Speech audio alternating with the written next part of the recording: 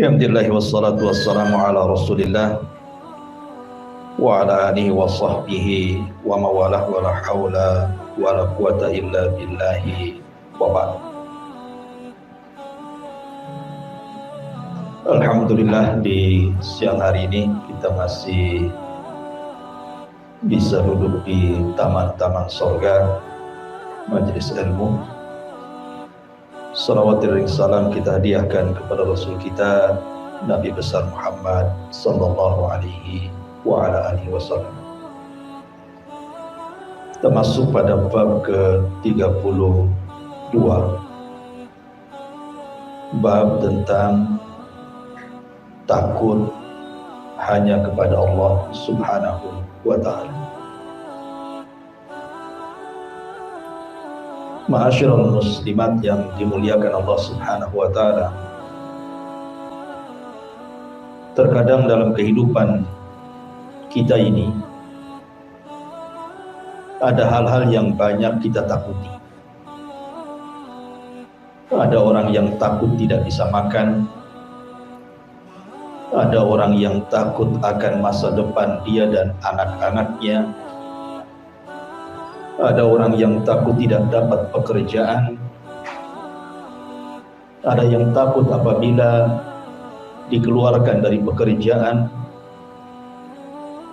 atau mungkin lebih daripada itu, takut kepada berhala, kepada selain daripada Allah subhanahu wa ta'ala, dan begitu seterusnya.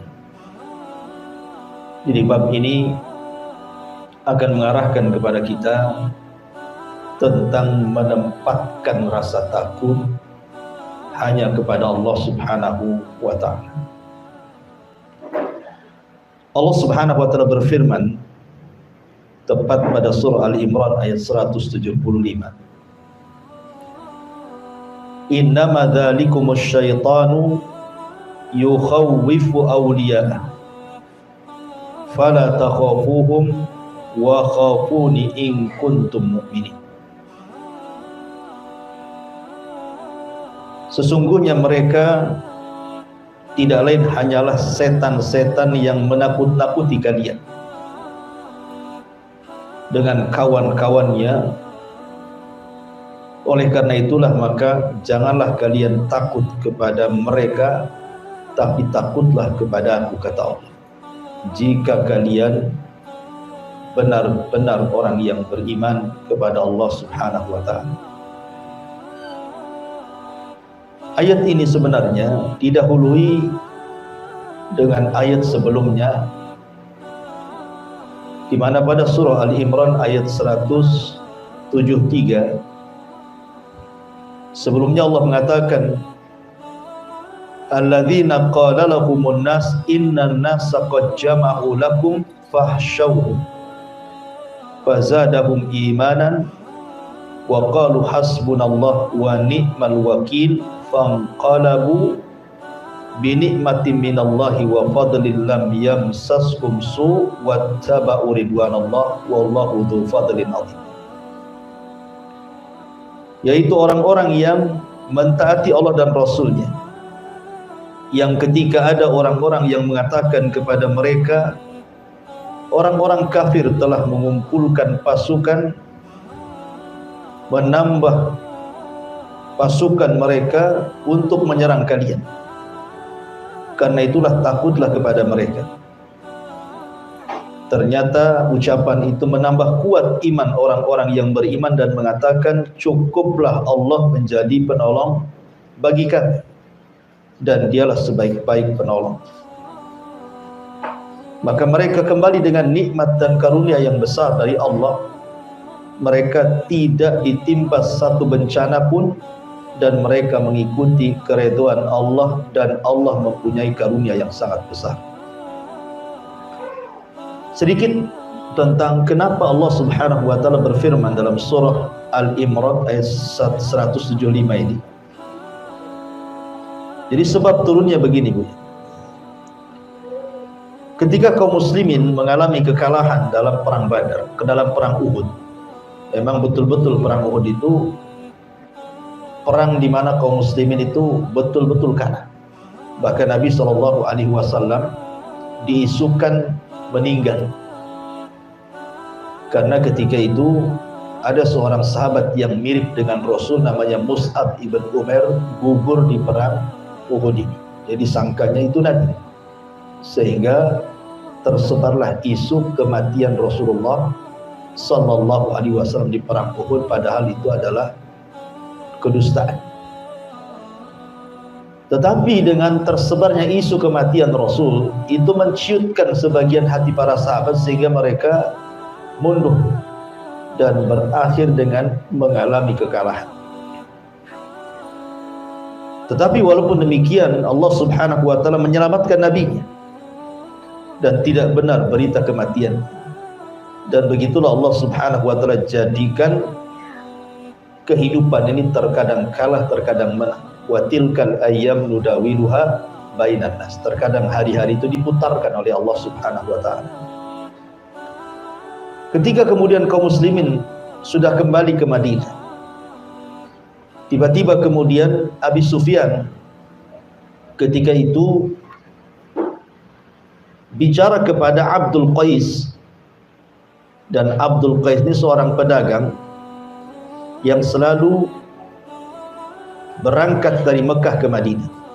Jadi Abi Sufyan mengatakan, dan Abi Sufyan itu tokohnya orang Quraisy ketika itu belum masuk Islam, dan dia yang memimpin perang Uhud. Kata Abi Sufyan, "Ndak kemana kau Abdul Qais?" Kata Abdul Qais mengatakan, "Kami dan beberapa teman kami akan pergi ke kota Madinah." Kemudian kata Abi Sufyan, "Maukah engkau menyampaikan berita dariku kepada Muhammad? Mau enggak? Nanti ku berikan engkau imbalan." Akhirnya kemudian Abdul Qais dan kawan-kawannya sepakat mau. Akhirnya berangkatlah 3 orang ini dari Mekah menuju kota Madinah. Lah kemudian ketika Nabi SAW sampai di sebuah tempat namanya Hamra al-Asad, itu kepulangan dari Uhud, tiba-tiba kemudian utusan Abi Sufyan, Abdul Qais dan kawan-kawan ini menemui Rasul sebelum masuk Madinah, ketemu di Hamra al-Asad. Kemudian menceritakan pesan dari Abi Sufyan bahwa dia dan orang-orang musyrik Quraisy akan datang menyerbu dengan lebih banyak lagi pasukan dibandingkan di perang Uhud, bahkan akan menghabisi Rasul dan seluruh para pengikutnya. Maka Nabi SAW kemudian mencontohkan di hadapan para sahabat bahwa ancaman seperti itu tidak perlu gentar, tidak perlu takut, karena kemenangan itu bukan karena banyak jumlah atau kekuatan, tapi kemenangan itu datang dari Allah. Sehingga Rasul mengatakan, hasbunallah wa ni'mal wakil. Cukuplah Allah sebagai pelindung kita, dan dia adalah sebaik-baik pelindung. Maka para sahabat ketika Rasul mengucapkan kalimat itu semakin teguh keimanan. Tapi rupanya apa yang dijanjikan Abi Sufyan bahwa mereka akan mempasukan besar tidak menjadi kenyataan. Hanya gertak saja, bahkan pasukan yang dibawa tidak banyak, bahkan mereka yang kemudian lari tunggang langgang kembali ke Mekah. Dari sini Allah subhanahu wa ta'ala katakan, sesungguhnya mereka itu tidak lain hanyalah setan-setan yang menakut-nakuti kalian dengan kawan-kawannya dari orang-orang musyrik Quraisy. Oleh karena itulah jangan kalian takut kepada mereka, tetapi takutlah kepadaku jika kalian benar-benar orang yang beriman. Jadi di sini orang-orang kafir Quraisy hendak menakut-nakuti Nabi dan para sahabatnya dengan pasukan yang banyak, persenjataan yang kuat, dan perlengkapan perang yang cukup, dan bisa mengalahkan Nabi dan para sahabatnya. Tentu kalau ini didengar oleh orang-orang munafik ataupun orang-orang yang lemah imannya, setelah mereka mengalami kekalahan, tentu mereka akan ciut nyalinya. Tapi Nabi SAW berusaha menanamkan rasa takut hanya kepada Allah. Jangan sampai kalian takut kepada mereka orang-orang kafir. Takutlah kepada Allah subhanahu wa ta'ala, Dari situlah maka ketika Nabi SAW memberikan contoh bahwa kita tidak boleh takut kepada manusia tapi takutlah kepada Allah, barulah para sahabat kemudian semakin kuat keimanan. Ma'asyiral muslimat yang dimuliakan Allah Subhanahu wa taala. Inilah contoh Rasul sallallahu alaihi wasallam memberikan keteguhan kepada para sahabat untuk jangan takut kecuali kepada Allah. Dan Al-Qur'an itu kita ambil bukan karena sebab turunnya, tetapi karena umum lafadznya. Jadi syaitan itu memang sejak diciptakan dan menjadi musuh bagi manusia, memang dia selalu menakut-nakuti kita. Salah satu contohnya adalah, ibu bisa buka Al-Baqarah ayat 268. Allah Subhanahu wa taala berfirman, "Asy-syaitanu ya'idukumul faqra wa ya'murukum bil fahsyah wallahu ya'idukum maghfiratan minhu wa fadla wallahu wasi'un 'alim." Syaitan itu senantiasa memberikan was-was kepada orang-orang yang hendak berinfak, bersedekah, berzakat. Jangan lakukan, karena engkau akan mengalami kefakiran. Jadi syaitan itu menjanjikan kefakiran, bahkan memerintahkan kalian untuk berbuat kejahatan, sementara Allah Subhanahu wa taala menjanjikan kepada kalian ampunan dan karunia, karena Allah maha luas pengetahuan. Imam Nawawi rahimahullahu taala mengatakan, laisa lisyaitan silahun 'alal insan. Tidaklah syaitan itu punya senjata untuk melawan manusia, kecuali bagaimana caranya menanamkan khauful faqri. Bagaimana manusia itu takut akan kefakiran. Sebab kalau seandainya manusia itu sudah takut akan kefakiran, maka manusia pasti akan berbuat jahat. Dan itu senjata syaitan untuk menakut-nakuti. Sebelum dia berbuat jahat, ditakut-takuti kefakiran. Makanya kenapa Nabi SAW mengajarkan satu doa, Allahumma inni a'udzubika minal kufri wal faqri wa adzabil qabri. Ya Allah, aku berlindung kepadamu dari kekufuran dan kefakiran serta azab kubur.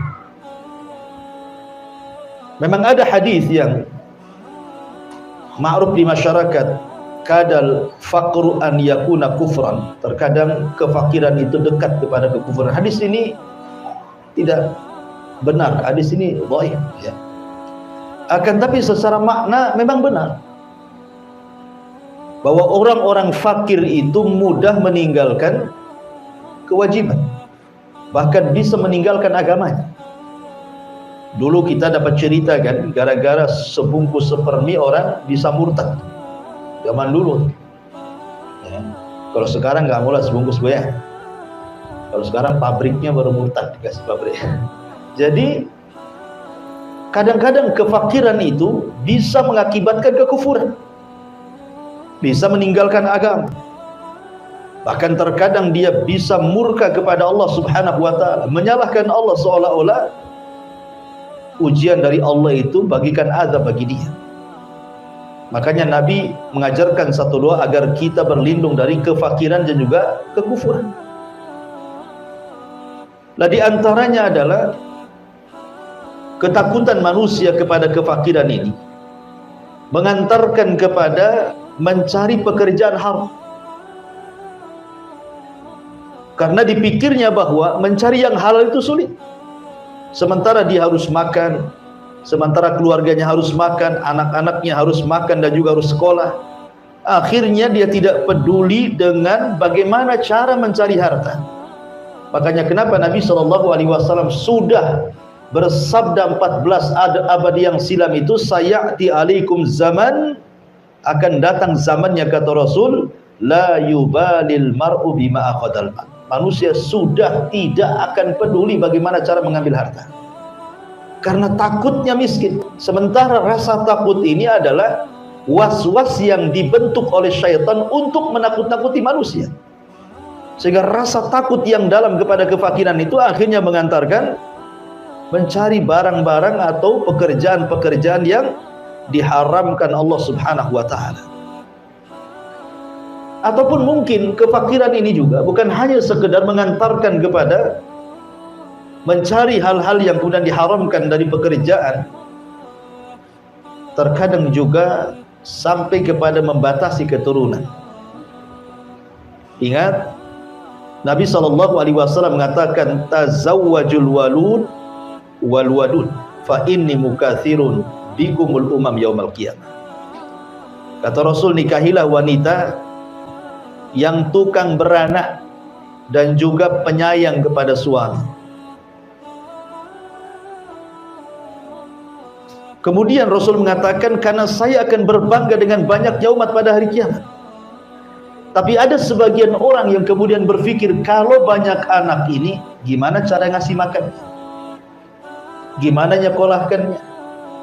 Takut dia. Takut masa depannya. Pada Allah Subhanahu wa taala mengatakan, nahnu narzukukum wa iyyahum. Kami loh yang kasih rezeki kalian dan juga anak-anak kalian. Kenapa mesti pusing?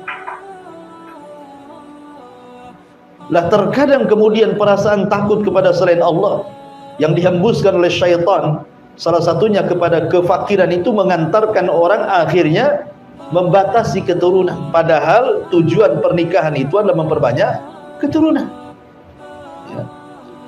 Kemudian juga yang ketiga, terkadang juga banyak akhirnya kemudian anak-anak muda terhalang dari menikah. Alasannya belum ada pekerjaan, alasannya belum mapan, alasannya nanti saya kasih makan apa istri saya gitu. Padahal Allah Subhanahu wa taala jelas-jelas yang mengatakan bahwa iyakunu fuqara yughnihimullah. Kalau kalian fakir nanti Allah kasih kekayaan. Dulu kita saja atau ibu-ibu dulu kan waktu menikah dengan suami ibu, awal-awal nikah kan banyak yang nggak punya rumah tuh. Tapi seiring dengan waktu, awalnya nyewa, akhirnya cari lahan, atau mungkin nyicil beli rumah, punya rumah. Yang nggak punya kasur sendiri beli kasur, punya kulkas, punya ini, punya itu, akhirnya lengkap satu rumah kan. Nah, siapa yang kasih itu kalau bukan karena Allah Subhanahu wa taala? Dan itu sekali lagi bahwa itu adalah syaitan. Syaitan membisikkan di telinga anak-anak muda supaya menjauhi pernikahan, supaya tabatul, sehingga disuruh maksiat kepada Allah Azza wa Jalla. Karena kalau dia tidak menikah, dia tidak bisa melampiaskan nafsunya kepada yang dihalalkan, akhirnya melakukan hal-hal yang diharamkan Allah Azza wa Jalla. Dari sinilah kemudian Allah mengatakan, ya'idukumul faqra wa ya'murukum bil fahsya. Setan menjanjikan kefakiran, habis itu memerintahkan untuk berbuat kerusakan. Kemudian juga termasuk juga karena takut kefakiran, terkadang ada orang-orang tua yang punya anak gadis gitu ya. Ketika sudah waktunya menikah, terkadang dia pilih-pilih jodoh tuh anak. Kalau dia tidak beragama tuh, mesti doktrin orang tuanya kepada anak gadis tuh, nah kalau cari jodoh cari yang mapan. Kalau bisa PNS, ya. Kalau bisa yang paslon yang banyak kan gitu ya. Jadi kadang-kadang seperti itu. Ya minimalnya pengusaha katanya. Minimal loh pengusaha itu, maksimalnya apa? Menteri ya. Jadi kadang-kadang orang-orang yang kemudian mendoktrin anak-anaknya itu justru soal urusan dunia. Padahal kita tahu bahwa kenikmatan berumah tangga itu bukan disebabkan karena kekayaan. Bukankah Rasul yang mengatakan ketika memilih kriteria itu, kata Rasul, fadfar bidzatid din taribat yadak. Ambil yang baik agamanya. Ambil yang baik agamanya, karena anak gadis kita itu akan melahirkan cucu kita. Cucu kita akan melahirkan cicit kita. Dan itu aset bagi kita setelah kematian kita. Mereka yang mendoakan kita. Kalau orang-orang yang kaya belum tentu sayang dengan orang tuanya, jangankan lagi meninggal setelah kematian kita. Masih hidup ketika sudah tua saja boro-boro gitu ya. Kenapa? Karena yang menggerakkan anak sayang kepada orang tua itu agama, bahwa ketika dia birrul walidain itu sebuah pahala. Makanya gara-gara kemudian was-was syaitan, akhirnya banyak kemudian orang-orang yang justru menjodohkan anak-anaknya dengan dilihat barometer kekayaan bukan dari agama. Atau terkadang juga karena takut fakir, banyak kemudian wanita-wanita yang kemudian mengambil tempat pekerjaan laki-laki. Dulu kita belum pernah lihat ada pom bensin itu yang layan perempuan kan Bu, pom bensin yang laki-laki. Nah, sekarang yang di pom bensin itu banyak perempuan gitu, laki-lakinya terusir sedikit Bu. Yang saya khawatirkan nanti tukang bangunan pula perempuan semua, ya kan, repot itu nanti. Pemborongnya perempuan, tukangnya perempuan, helpernya perempuan. Nah laki-laki kerja apa? Suruh mancing, gitu kan. Jadi itu akibat apa? Karena takut fakir. Kemudian gaya hedonis dipertontonkan dengan sinetron-sinetron yang isinya di rumah-rumah megah, gedong, belum lagi artis kalau ngupload video itu, wah semua kekayaannya, mobilnya, istananya, semuanya. Akhirnya orang-orang miskin menghayal kapan sih kayak dia gitu. Sehingga kurang bersyukur. Padahal Nabi SAW mengatakan, unzuru ila man huwa asfala minkum wa la tanzuru ila man huwa fawqakum. Lihat ke bawah kalau urusan dunia, jangan lihat ke atas, pegel. Ya.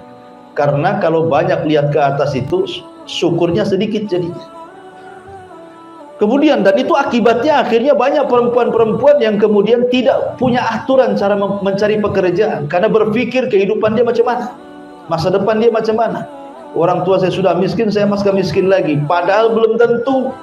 Betapa banyak orang-orang susah kemudian dipinang orang kaya jadi kaya ya dia. Itu siapa yang berkehendak Allah Subhanahu wa taala. Dan belum tentu orang kaya juga senang hidupnya. Hanya zahirnya saja dia senang. Ya, karena bagaimanapun kesenangan itu datang dari hati dan itu pemberian dari Allah Subhanahu wa taala. Kemudian juga akibat kemudian bagaimana setan merongrong manusia untuk menakut-takuti, dicintakan dengan harta dan ditakutkan dengan kematian. Bagaimana orang itu dicintakan dengan harta kemudian ditakutkan dengan kematian, akhirnya dia pun melanggar syariat dan mengikuti perintah syaitan. Ya. Kembali kepada tema bahwa di sini Allah Subhanahu wa taala menjelaskan tentang bagaimana kedudukan takut. Takut itu sebuah ibadah. Pada bab sebelumnya kita menjelaskan tentang al-mahabbah. Maka bab sekarang menceritakan tentang al-khauf. Kenapa di sini mu'alif rahimahullah ta'ala ingin menjelaskan tentang rukun-rukun ibadah hati. Jadi rukun ibadah hati itu ada 3 Ibu ya. Pertama al-mahabbah, perasaan cinta. Yang kedua al-khauf, perasaan takut. Yang ketiga ar-raja, perasaan mengharap. Ibadah itu harus didasari dengan cinta, jangan terpaksa. Ibadah itu harus didasari dengan takut supaya terangsang terus untuk melakukan ibadah. Ibadah itu harus didasari dengan harapan. Dengan adanya harapan berarti makin kita ini semangat untuk beribadah, karena di balik ibadah ada sorga, ada kenikmatan dan begitu seterusnya. Itu disebut arkan, rukun-rukun ibadah hati. Dan rukun-rukun ibadah hati lebih mulia dibandingkan ibadah zahir. Ibadah hati itu jauh lebih mulia dibandingkan ibadah yang nampak. Gerakan-gerakan, bacaan-bacaan itu. Kenapa? Karena yang merangsang gerakan dan ibadah bacaan itu adalah hati. Salat itu kan gerakan. Tetapi yang paling penting itu khusyuknya. Khusyuk itu dalam hati. Karena percuma kalau hanya gerakan saja. Betapa banyak Allah menolak gerakan-gerakan salat yang tidak khusyuk, tidak tumakninah, asal bergerak saja. Karena inti ibadah itu dalam hati. Kalau hatinya baik, semua gerakannya baik. Kalau hatinya tidak baik, maka gerakannya pun tidak baik. Itu yang disabdakan Nabi SAW. Sedikit bicara takutnya. Takut itu ada 4 macam. Takut itu ada 4 macam. Yang pertama, takut kepada Allah yang sudah saya jelaskan. Tidak boleh takut kecuali kepada Allah. Tidak boleh takut kecuali kepada Allah. Dan ini takut ibadah, namanya takut tauhid, berpahala. Waliman khafa maqama rabbih jannatan. Bagi orang yang takut kepada Rabbnya maka dia dapat 2 surga. Yang kedua namanya al-khaufu atau khaufus sir. Rasa takut yang terselubung dalam hati. Seperti takut kepada berhala, takut kepada sesembahan. Ya. Itu syirik besar, tak boleh. Tak boleh takut kepada sesembahan. Seperti takutnya orang-orang musyrik di zaman Nabi SAW, kalau mereka sampai meninggalkan sembahan mereka maka akan ditimpa azab. Ya, sehingga lihat para nabi ketika menghadapi kaumnya, seperti contohnya umpamanya Nabi Allah Hud alaihi salatu wassalam, dia mengatakan kepada kaumnya, faqiduni jami'an summa la yundur. Silahkan kalian bersepakat dengan berhala kalian, buat makar untukku, aku tunggu, jangan lama-lama, sekarang juga. Artinya Hud menanamkan bahwa kita tidak boleh takut kepada berhala-berhala. Takut itu hanya kepada Allah Azza wa Jalla. Ya. Tidak boleh orang takut seperti itu. Seperti takut, ya seperti yang saya contohkan tadi, banyak orang-orang yang kemudian menghambakan dinar, menghambakan dirham, menghambakan rupiah, dolar dan juga ringgit karena takut. Takutnya itu takut tidak makan, takut tidak terlaksana keinginan dia, cita-cita dia, sehingga dia hambakan duit itu. Hari-hari dari pagi sampai pagi dia cari duit. Dia lupa sholat, lupa zakat, lupa segala-galanya. Dia menghambakan uang. Oh, sekarang kan berhalanya uang. Handphone berhalanya sekarang ya, bukan batu lagi. Kadang-kadang sibuk main handphone, padahal sudah datang waktu zuhur, tidak peduli dengan zuhur tuh. Dengan asar tidak peduli, dengan maghrib, pokoknya nongkrongnya di handphone. Jadi berhala tuh handphonenya jadinya kan. Ini kalau kemudian dia lebih takut kepada selain Allah Azza wa Jalla dibandingkan takut kepada Allah, oh hati-hati. Ya ini takut sir, ini syirik, kesyirikan, tidak boleh.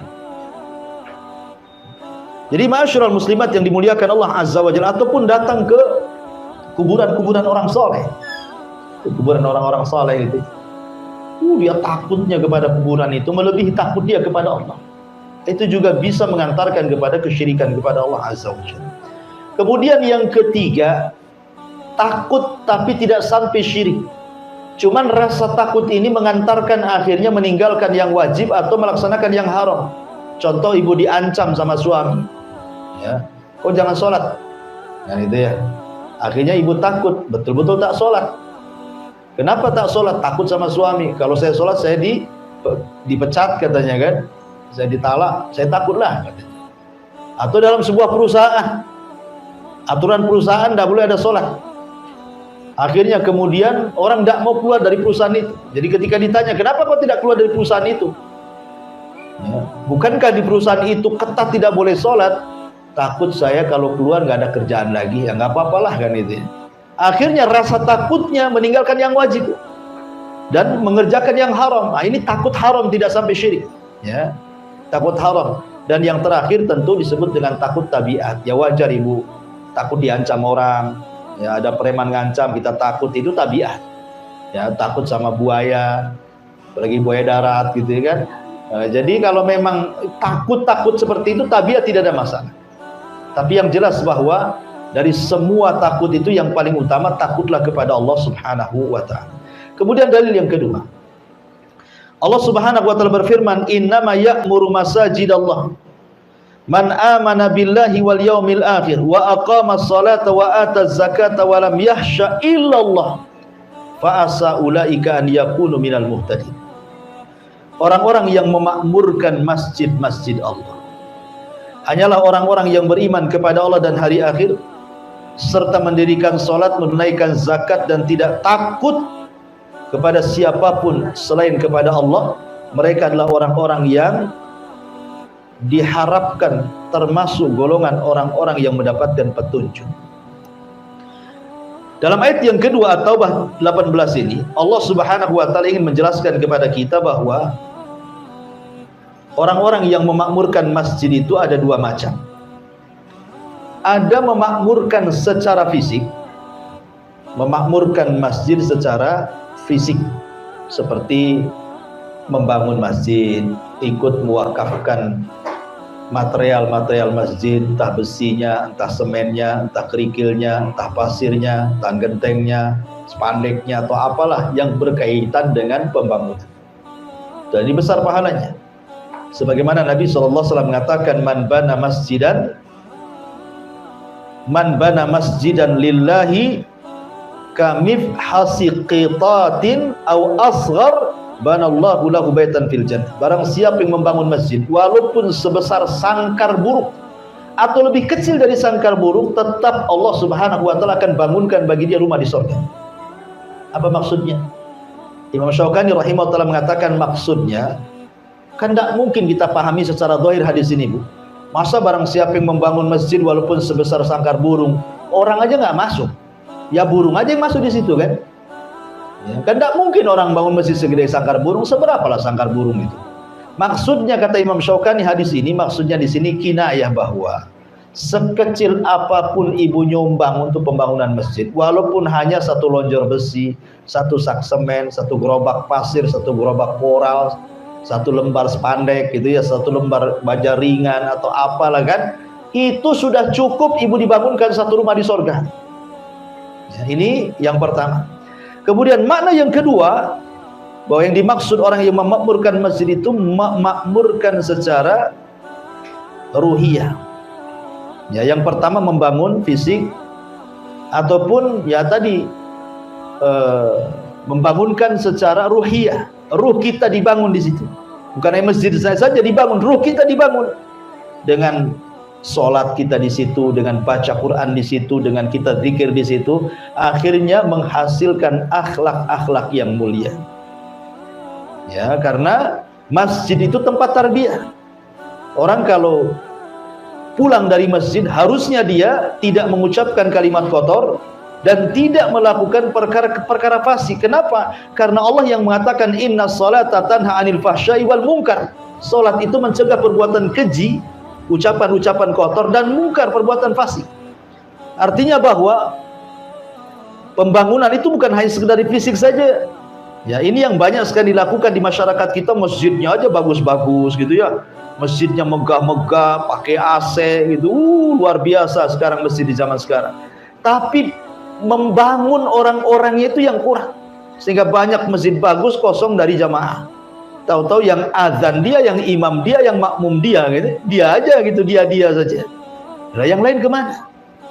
Padahal sebenarnya yang paling utama itu membangun ruh dibandingkan fisik. Membangun ruh dibandingkan fisik lebih utama. Ya. Tapi juga bagaimanapun dua-duanya juga utama. Makanya Allah Subhanahu wa taala mengatakan orang-orang yang memakmurkan masjid-masjid Allah itu ya orang-orang yang beriman kepada Allah dan hari akhir, melaksanakan salat, menunaikan zakat, dan yang paling penting syahidnya di sini walam yahsya illallah, walam yahsya illallah, dan dia tidak takut kecuali kepada Allah Azza wa Jalla. Kalimat yahsya itu beda dengan al-khauf. Kalau pada ayat yang pertama Ali Imran ayat 175, Allah membahasakan takut itu dengan kalimat al-khauf. Tetapi dalam surah At-Taubah ayat 18 Allah membahasakan takut itu dengan kalimat khasyah. Apa bedanya al-khauf dan khasyah? Kan kalau diterjemahkan ke bahasa Indonesia kan sama-sama takut. Kata ulama mengatakan khasyah lebih tinggi dibandingkan al-khauf. Karena khasyah itu diiringi dengan pengetahuan, dengan ilmu, dan dengan ta'zim, mengagungkan Allah Azza wa Jalla. Di mana orang-orang itu kalau sudah sampai level khasyah, betul-betul dia takut karena diiringi dengan pengetahuan. Maknanya dia tahu apa yang ditakutkan. Makanya kenapa ketika Allah mensifatkan para ulama, Allah mengatakan innama yakhsyallah min ibadihil ulama. Orang-orang yang takut kepada Allah itu mereka para ulama, para penuntut ilmu yang punya pengetahuan. Kenapa? Karena hanya mereka yang tahu apa yang ditakutkan. Ya, manusia kan dua, ada yang takut tapi tidak tahu apa yang ditakutkan, ada yang takut memang dia tahu apa yang ditakutkan. Ya. Jadi ulama itu tahu. Kenapa mereka takut? Karena tahu yang ditakutkan. Selain ulama itu yang nggak takut wajar karena nggak tahu apa yang ditakutkan gitu ya. Makanya khasyah itu lebih tinggi dibandingkan khauf. Dan orang-orang yang masuk ke masjid harusnya bukan hanya sekedar al-khauf, tetapi juga mendapatkan predikat khasyah. Jadi ketika masuk masjid itu dia tahu apa yang ditakutkan dalam masjid itu. Kenapa dia sholat? Karena takut akan neraka, takut akan adab, takut disiksa dan begitu seterusnya. Ya, jadi khasyah itu lebih tinggi dibandingkan al-khauf. Kemudian Allah mengatakan fa asa ulaika an yakunu minal muhtadin.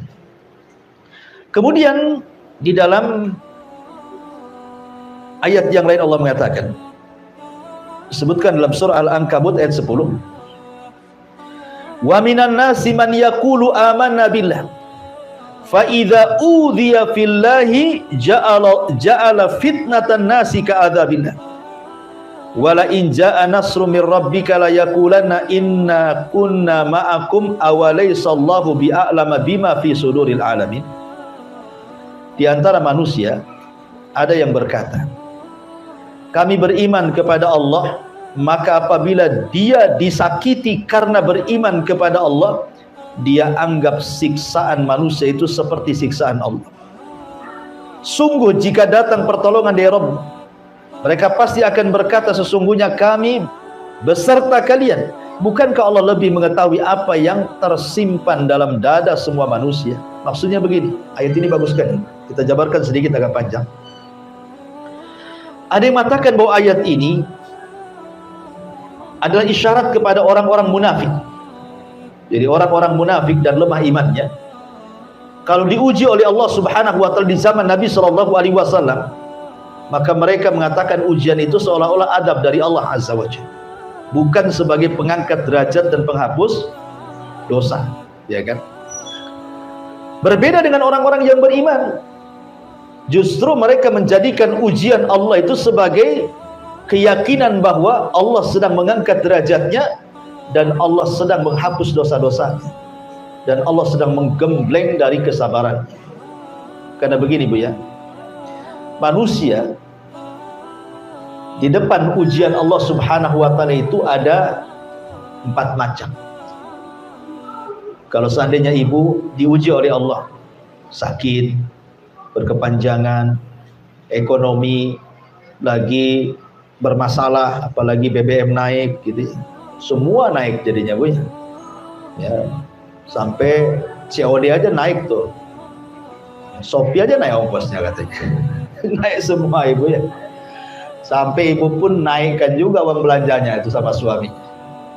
Kenapa dinaikkan dek? BBM naik bang, nggak dengar BBM naik katanya. Ada yang sampai seperti itu. Jadi kalau ada orang diuji nih, entah itu kematian orang dicintainya, atau mungkin kefakiran hidupnya, atau penyakit yang dideritanya, dan begitu seterusnya. Manusia itu menghadapi ujian itu ada 4 kategori, ada 4 orang, ada 4 macam. Yang pertama ada orang yang Masya Allah tasakhut Bu. Tasakhut itu artinya enggak redho dengan ujian, enggak ikhlas dengan musibah ya, kayaknya musibah ini azab dari Allah Subhanahu wa taala bagi dia. Bahkan lebih parah lagi, bukan hanya hatinya saja tidak ikhlas, tidak redha Bu, lisannya pun kadang-kadang ikut menunjukkan ketidakredhaan. Lisannya itu ngomong, kenapa mesti aku terus? Kenapa enggak tetangga sebelah saja katanya. Ya. Kenapa aku sakit terus gitu? Kapan sembuhnya? Salah apa saya ini ya Allah? Nah, jadi kan ada orang yang nampak dari lisannya. Kenapa si anak saya saja nggak naik kelas? Kenapa anak si fulan nggak naik terus? Ya karena bodoh mungkin anaknya. Jadi ada yang kemudian itu menjadikan ujian itu betul-betul tasakhut, dia nggak redho, dia marah-marah dia. Nah, ini orang yang kunut min rahmatillah, orang-orang yang putus asa dari rahmat Allah. Ini bahaya. Inilah yang difirmankan dalam Al-Quran yang kita baca, fa idza udhiya fillah ja'alallah fitnatan nas ka'adzabillah. Apabila disakiti karena beriman kepada Allah, dia menganggap siksaan manusia itu seperti siksaan Allah. Ya Rabb, saya kan sudah sholat ya, kok saya masih susah juga. Ya Allah, saya sudah sholat, kenapa tetangga itu nyelekit kali ngomongnya? Ya Allah, saya sudah sholat, kenapa kok begini? Kadang-kadang orang kemudian menganggap bahwa kalau Allah sedang menguji, dia merasa sudah beriman, ternyata ujian itu dianggapnya seperti adab Allah. Ini bahaya. Ini yang pertama. Yang kedua, ada orang itu zahirnya pura-pura kuat dalam ujian, disabar-sabari. Ya, pokoknya suaminya meninggal, sabar. Ekonominya gulung tikar, sabar. Ya, disabar-sabari. Ada orang yang menyabar-nyabari diri, Bu. Tapi jangan disenggol. Kalau disenggol keluar semua keluhannya. Nah, ada orang kayak gitu, Bu. Nampaknya sabar, sekali Ibu tegur. Cemana jualannya? Aduh, payah kata. Udah sebulan ini begini, begono. Nah, itulah. Ada orang yang nampak menyabar-nyabarkan diri, tapi kalau disenggol keluar semua. Nah, ini kelompok yang kedua, tapi agak rendah daripada kelompok pertama. Ada kelompok yang ketiga, ini beda lagi. Dia betul-betul ikhlas. Betul-betul ikhlas, redha, betul ya. Disenggol nggak disenggol ya memang dia ikhlas, sabar betul orang ini. Memang sudah dicatat di Lauhil Mahfuz, saya ini harus dapat ujian hari ini. Memang sudah dicatat, memang orang yang saya cintai harus meninggal hari ini.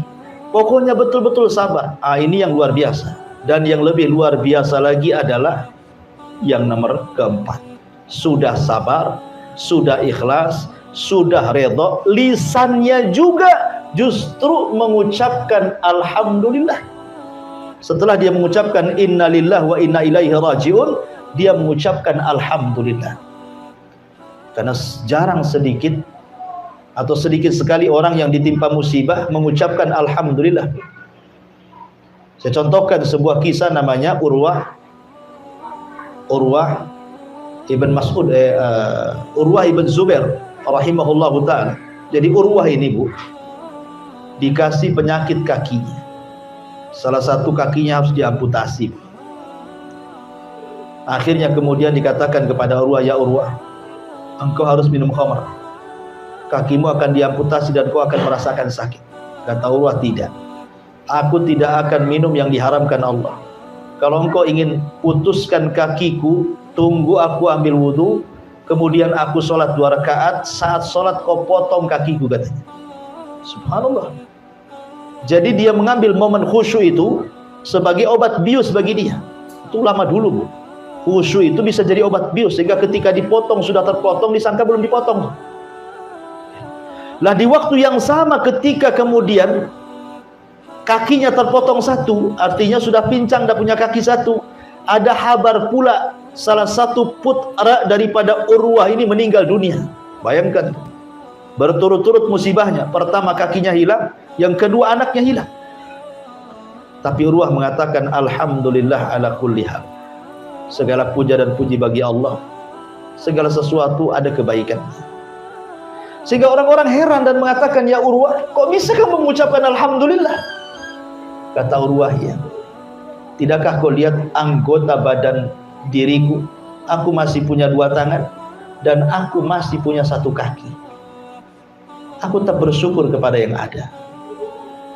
Dan kenapa aku mengucapkan alhamdulillah? Karena kematian putraku, karena aku masih putra yang lain yang bisa membanggakan diriku. Jadi orang yang keempat ini tetap dia mensyukuri nikmat yang tersisa pada badannya, tidak terus fokus pada musibah yang menimpanya. Oh, ini kan luar biasa, Bu. Yang keempat ini tingkatan menghadapi musibah yang luar biasa yang keempat. Makanya jarang yang keempat ini dilakukan orang, kecuali betul-betul orang yang dirahmati oleh Allah Subhanahu wa taala, penyabar, penyayang gitu ya, redha, ikhlas dan mengatakan alhamdulillah. Mau diapakan lagi? Ya kan? Lah ma'asyiral muslimat yang dimuliakan Allah Azza wa Jalla, ayat ini memberikan pelajaran kepada kita bahwa jangan pernah seseorang itu menyandarkan hidup kepada manusia. Sebab kalau seandainya manusia menyakiti kita, maka kita anggap mereka menyakiti seolah-olah adab dari Allah Subhanahu wa taala. Makanya nanti hadis setelahnya Nabi SAW mengatakan, manil tamasaridallah bisakhatin nas radhiyallahu anhu wa arda anhun nas, wa man iltamasaridon nas bisakhatillah sakhitallah alaihi wa askhata alaihi nas. Barang siapa yang mencari keridhaan Allah Walaupun membuat orang marah, maka Allah akan redha kepadanya. Dan barang siapa yang mencari keridhaan manusia dengan perkara yang bisa mendatangkan kemarahan Allah, maka Allah akan marah kepadanya dan membuat orang-orang jadi marah kepadanya. Jadi memuliakan diri sendiri, jangan pernah menyandarkan kepada orang lain. Sebab kalau seandainya orang ini kemudian terputus dari kita, itu sakitnya itu luar biasa, dan dianggap ini ujian terberat bagi dia, dan ini azab yang Allah timpakan kepada dia. Saya contohkan dari sejarah, Bu ya. Nabi SAW ketika pulang dari Taif, Rasul pulang dari Taif, dikiranya kan di Mekah dia sudah tidak bisa lagi berdakwah, karena 18 kabilah sudah mengancam dia akan dibunuhnya kalau dia tetap berdakwah di Mekah. Terpaksalah Rasul harus cari areal baru, berangkat ke Taif dengan harapan para pembesar Taif mau melindungi Rasul dan mau bisa tinggal di Taif sambil melanjutkan dakwah tauhid. Rupanya pembesar-pembesar Taif seperti Abdu Al-Layali, kemudian Al-Habib Ibn Amr, kemudian Mas'ud Ibn Amr, 3 tokoh Taif ini betul-betul mengusir secara telak kepada Rasul. Baru datang sudah diusir. Tidak cukup diusir, dilempari batu. Tidak cukup dilempari batu, anak-anak sudah nanduri. Tidak cukup itu, dicaci maki oleh wanita-wanita Taif. Nabi SAW harus kemana coba, Bu? Ke Mekah tidak bisa masuk karena diancam dibunuh. Mau masuk Taif lagi tidak bisa karena dilempari batu. Tetapi tidak pernah keluar dari lisan Nabi SAW sebuah kata-kata bahwa ujian ini merupakan azab dari Allah.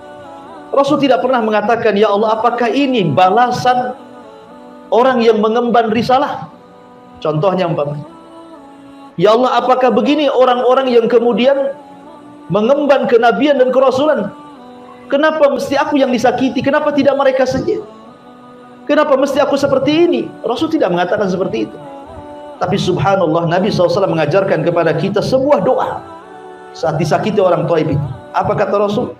Allahumma ilaika ashku dha'fa quwwati wa qillati hilati wa hawani 'alan nas. Kata Nabi SAW, ya Allah, aku hanya mengadu kelemahan kekuatanku, sedikit pengalaman dakwahku, dan terasa hinanya diriku di atas manusia. Tetapi Rasul mengatakan, illam takun alayya sakhatun fala ubali. Kalau memang illam takun alaika, kalau memang engkau tidak murka kepadaku, kalau memang peristiwa seperti ini bukan kemurkaanmu kepadaku, kalau memang mereka melempari batu kepadaku, mencaci maki aku, ini bukan bentuk kemurkaanmu kepadaku, kata Rasul, fala ubali, aku nggak peduli.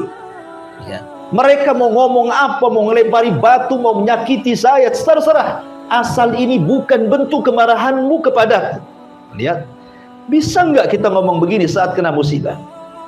Umpamanya ibu kena sakit gitu, ya Allah, selama sakit ini, umpamanya persis seperti ucapan Nabi SAW, ya, ini bukan bagian azabmu untukku, saya nggak peduli. Ya, boleh jadi ini adalah engkau hendak mengangkat derajatku dan menghilangkan dosa-dosa. Kan enak, Bu. Kalau ibu ngomong gitu, tenang tuh hidup tuh. Umpamanya ini gulung tikar usahanya, dia ngomong, ya Allah, selama gulung tikar ini, kebangkrutan ini bukan azab dari kepada kamu, bukan karena engkau murka kepada aku nggak peduli. Mau gulung tikar, mau bangkrut, nggak peduli. Ya. Yang penting afiataka, karuniamu, maafmu lebih luas kau berikan kepada aku. Itu yang dikatakan Nabi SAW, ghairu anna afiyataka hiya awsa'ali, akan tetapi maafmu kepadaku lebih luas dibandingkan murkamu kepadaku. Kalau orang ngomong begini saat kena musibah, Bu, tenang satu dunia, Bu. Nggak ada orang yang menjerit-jerit, apalagi sampai curhat kemudian di FB, itu nggak ada, Bu. Ya kan? BBM naik, udah curhatnya macam-macam tuh, dari A sampai Z, setiap hari statusnya itu aja. Ya, kalau dia mengatakan seperti itu kan enak, Bu, ya kan? Tenang, tidak sedih, tidak khawatir, tidak takut. Itu yang diajarkan Nabi SAW. Tapi betapa banyak sering saya katakan kan, apabila anaknya sakit dia mengeluh dan mengatakan, ya Rabb, kenapa anak saya yang sakit? Apabila ditimpa musibah dia mengatakan, ya Rabb, asi aku aja kena musibah, kenapa si anu tidak? Nah, ketika kemudian gulung tikarnya, ya Rabb, kenapa mesti usahaku yang gulung tikar? Kenapa si anu-anu itu kok bagus sekali usahanya? Apa salahku? Kan ada orang-orang kayak gitu ya. Ini sama dengan firman Allah, fa idza udhiya fillah ja'ala fitnatan nas ka'adzabillah. Apabila diuji gitu ya, maka dia menjadikan ujian itu seolah-olah azab dari Allah Subhanahu wa taala. Tidak, terkadang Allah Subhanahu wa taala menghendaki seperti itu supaya ada kebaikan yang kita tidak tahu hikmahnya. Makanya Allah mengatakan, wa asa an taqru syai'an wa huwa khairul lakum. Boleh jadi sesuatu yang kita benci itu ada kebaikan di situ. Mana tahu gitu kan, itu rahasia Allah.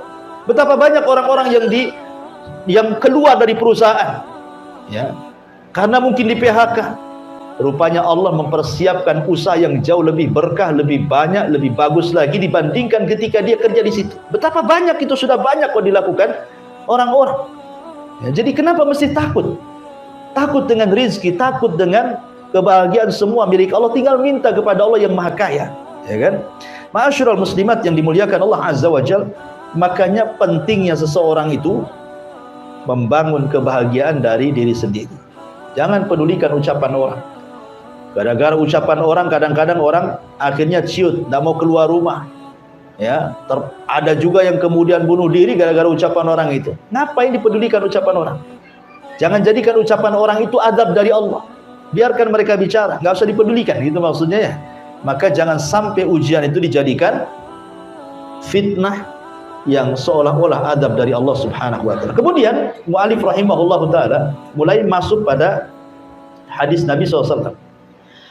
Dalam hadis yang marfu dari Abu Sa'id Al-Khudri radhiyallahu anhu, inna min dha'fil yakin an turdiyan nas bi saqatillah wa an tahmadahum ala rizqillah wa an tadhummahum ala ma lam yu'tikallah.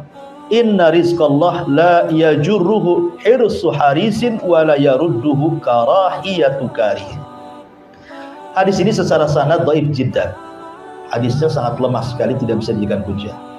Akan tetapi boleh jadi mungkin ini dikatakan mauquf kepada perkataan Abdullah ibn Mas'ud radhiyallahu anhu, yang kurang lebih semana dengan perkataan ini. Sesungguhnya di antara bentuk lemahnya iman adalah mencari keridhaan manusia dengan melakukan perkara yang bisa mendatangkan kemurkaan Allah. Memuji orang lantaran rizki Allah yang diberikan lewat mereka, dan mencela orang lantaran rizki Allah yang tidak diberikan lewat mereka. Sesungguhnya datangnya rizki Allah tidak dapat dipercepat dengan semangat seseorang yang mengelola untuk mendapatkannya. Begitu juga tidak dapat ditinggalkan oleh kebencian seseorang yang membencinya. Subhanallah, ini banyak terjadi di masyarakat ya, bahwa terkadang manusia itu ingin mencari keridhaan manusia, tetapi dengan cara yang membuat Allah murka. Ya, banyak orang yang kemudian mencari ridha manusia, tidak peduli Allah murka atau tidak murka. Itu banyak sekali di masyarakat. Ya, umpamanya orang bekerja di perusahaan, yang penting dia nggak dipecat, nggak apa-apalah, dilarang sholat pun nggak apa salah katanya. Yang penting saya bisa kerja, bisa digaji di sini. Kadang-kadang seperti itu. Atau masuk kerja dengan cara nyogok, dengan cara rasuah gitu ya, kecuali ngambil hak ya, dengan cara rasuah nggak peduli. Jadi jangan kemudian mencari redha orang dengan kemurkaan Allah Subhanahu wa taala, atau mungkin sebaliknya. Karena namanya manusia itu tidak semua suka dengan kita, tidak semua benci dengan kita. Makanya hati para udhama, hati orang-orang mulia itu adalah hati yang tidak berubah. Kalau ibu ini orang berakal, orang mulia, jangan pernah merubah hati gara-gara celaan, dan juga jangan pernah merubah hati gara-gara pujian. Bagi ibu, pujian dan celaan sama saja. Jangan kalau ibu dipuji langsung ibu masuk kamar kemudian bercermin gitu ya. Jadikan ibu cerminnya. Karena hati orang-orang yang mulia itu tidak berubah. Mau dicela sama saja, mau dipuji pun sama saja. Jangan pula kalau dicela hidungnya kecil, kalau dipuji hidungnya membengkak, begitu Ibu ya. Bukan begitu, ya. Supaya kita ini tidak ciut kalau ada orang yang tidak suka dengan kita. Karena orang berbuat baik saja, tidak semua orang suka dengan kita, apalagi berbuat jahat. Ya, maka dari sini jangan mencari redha manusia di atas kemurkaan Allah Subhanahu wa ta'ala. Karena bagaimanapun kemuliaan itu datang dari Allah. Siapa yang Allah muliakan, tidak ada makhluk yang bisa menghinakan. Siapa yang Allah hinakan, tidak ada makhluk yang bisa mengangkat derajatnya. Dan mengangkat derajat itu bukan karena harta. Kalau memang itu, kenapa pula Qarun difirmankan fakhasafna bihi wa bidarihil ardh. Kami tenggelamkan Qarun berserta seluruh harta-hartanya. Kalau memang kemuliaan itu ada pangkat dan jabatan, bagaimana pula kemudian Fir'aun ditenggelamkan? Fa'aghraqnahum. Kami tenggelamkan Fir'aun. Kalau memang kemuliaan itu datang dari kesehatan dan anak-anak yang banyak, kenapa Walid ibn Mughirah difirmankan sa'uslihi saqar, saya akan masukkan kau ke neraka saqar? Kalau memang kemuliaan itu ada pada kesombongan, kekuasaan, kenapa Namrud dibunuh oleh seekor nyamuk yang masuk ke hidungnya, bersarang di otaknya 40 tahun kemudian meninggal? Ya, semua diadab oleh Allah. Jadi kemuliaan itu milik Allah Subhanahu wa ta'ala. Kalau ingin cari kemuliaan, minta kepada Allah. Jangan minta kepada manusia. Jangan pula minta penilaian manusia. Tidak perlu dinilai manusia. Yang penting kita dapat nilai dari Allah Subhanahu wa ta'ala. Kemudian dari hadis yang terakhir, Aisyah radhiyallahu anha menuturkan bahwa Nabi SAW bersabda, "Manil tamasa ridallah bisakhatin nas, radhiyallahu anhu wa arda anhu nas." Barang siapa yang mencari keridhaan Allah walaupun membuat orang marah, maka Allah akan redha kepadanya dan membuat orang-orang jadi redha kepadanya. Tapi sebaliknya, wa man iltamasa ridhan nas bisakhatillah sakhitallahu alaihi wa ashata alaihi nas. Barang siapa yang mencari keridhaan manusia di tengah-tengah kemurkaan Allah, maka Allah murka kepadanya dan Allah akan buat manusia murka kepadanya. Sebenarnya perkataan Aisyah radhiyallahu anha ini adalah balasan surat kepada gubernur, kepada seorang sahabat namanya Muawiyah ibn Abi Sufyan ketika menjadi gubernur di Syam. Jadi Muawiyah bin Abi Sufyan ini mengirim surat kepada Aisyah radhiyallahu anha, "Wahai Aisyah ummul mukminin, berikan nasihat pendek kepadaku, berikan wasiat pendek, nasihat pendek kepadaku." Maka Aisyah radhiyallahu anha kemudian menulis dari Aisyah ummul mukminin kepada Muawiyah bin Abi Sufyan, "Amma ba'du, aku sesungguhnya mendengar sabda Nabi sallallahu alaihi wasallam, barang siapa yang mencari keridhaan Allah walaupun membuat orang marah, maka Allah akan ridha kepadanya dan membuat orang akan ridha kepadanya. Dan barang siapa yang mencari keridhaan manusia dengan perkara yang mendatangkan kemarahan Allah, maka Allah akan murka kepadanya dan Allah akan jadikan manusia juga murka kepadanya." Jadi ini isi surat kepada Muawiyah dari Aisyah radhiyallahu anha ummul mukminin. Dan dari sini ada pelajaran bahwa sekali lagi jangan pernah takut kecuali kepada Allah. Katakan ibu yang benar walaupun manusia marah. Selama perkataan ibu ini hak, ibu mengajak dakwah kepada tauhid keluarga, walaupun satu keluarga benci sama ibu, tidak ada masalah.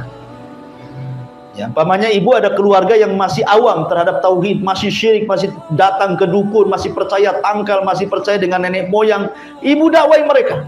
Nggak boleh ini syirik, nggak boleh ini berselisih kepada sunnah. Akhirnya ibu dibenci sama keluarga, nggak apa-apa. Yang penting ibu dapat keridhaan Allah Azza wa Jalla. Daripada ibu diamkan, yang penting keluarga dekat dengan ibu tapi keluarga syirik dibiarkan. Janganlah nanti kalau saya kasih tahu nanti saya pula nanti jauh dari keluarga. Itu namanya mencari keridhaan manusia di atas kemurkaan Allah tuh. Ya, sampaikan yang benar, qulil haq walau kana murra. Sampaikan kebenaran walaupun itu pahit rasanya. Kadang-kadang menyampaikan yang hak itu memang perlu pengorbanan. Ya, perlu pengorbanan. Ya, terkadang konsekuensinya tadi akhirnya dijauhi orang, akhirnya dibilang macam-macam. Nabi loh dibilang gila, penyair, tukang tenun, penyihir. Gara-gara apa? Menyampaikan tauhid, menyampaikan yang benar. Yang penting Allah redha, sekalipun satu dunia benci, tidak ada masalah. Itulah perkataan Nabi SAW tadi, illam takun alayya sakhotun fala ubali, selama engkau tidak murka kepadaku, aku gak peduli. Ya, itulah yang harusnya jadi prinsip hidup bagi kita semua. Wallahu alam. Ini yang bisa sampaikan dari bab yang ke-32, takut kepada Allah.